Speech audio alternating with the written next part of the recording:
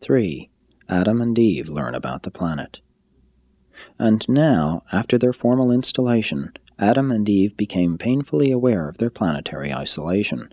Silent were the familiar broadcasts, and absent were all the circuits of extraplanetary communication.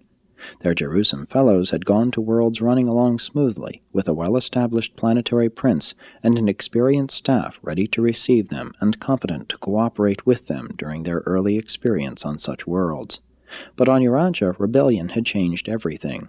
Here the planetary prince was very much present, and though shorn of most of his power to work evil, he was still able to make the task of Adam and Eve difficult, and to some extent hazardous. It was a serious and disillusioned son and daughter of Jerusalem who walked that night through the garden under the shining of the full moon, discussing plans for the next day. Thus ended the first day of Adam and Eve on isolated Urantia, the confused planet of the Galligastia betrayal, and they walked and talked far into the night, their first night on Earth, and it was so lonely. Adam's second day on Earth was spent in session with the planetary receivers and the advisory council. From the Melchizedeks and their associates, Adam and Eve learned more about the details of the Galligastia rebellion and the result of that upheaval upon the world's progress. And it was, on the whole, a disheartening story, this long recital of the mismanagement of world affairs. They learned all the facts regarding the utter collapse of the Galligastia scheme for accelerating the process of social evolution. They also arrived at a full realization of the folly of attempting to achieve planetary advancement independently of the divine plan of progression. And thus ended a sad but enlightening day, their second on Urantia. The third day was devoted to an inspection of the garden. From the large passenger birds, the fandors, Adam and Eve looked down upon the vast stretches of the garden while being carried through the air over this, the most beautiful spot on earth.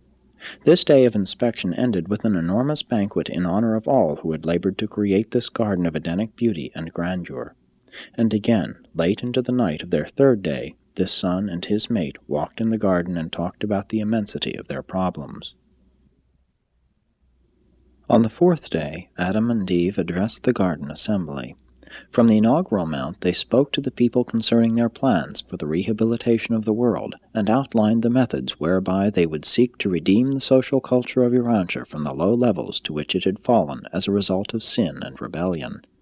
This was a great day, and it closed with a feast for the council of men and women who had been selected to assume responsibilities in the new administration of world affairs.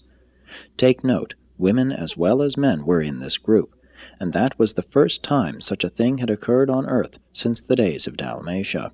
It was an astounding innovation to behold Eve, a woman, sharing the honors and responsibilities of world affairs with a man. And thus ended the fourth day on Earth. The fifth day was occupied with the organization of the temporary government, the administration which was to function until the Melchizedek receivers should leave Urantia. The sixth day was devoted to an inspection of the numerous types of men and animals. Along the walls, eastward in Eden, Adam and Eve were escorted all day, viewing the animal life of the planet, and arriving at a better understanding as to what must be done to bring order out of the confusion of a world inhabited by such a variety of living creatures. It greatly surprised those who accompanied Adam on this trip to observe how fully he understood the nature and function of the thousands upon thousands of animals shown him. The instant he glanced at an animal, he would indicate its nature and behavior. Adam could give names descriptive of the origin, nature, and function of all material creatures on sight. Those who conducted him on this tour of inspection did not know that the world's new ruler was one of the most expert anatomists of all Satania, and Eve was equally proficient. Adam amazed his associates by describing hosts of living things too small to be seen by human eyes.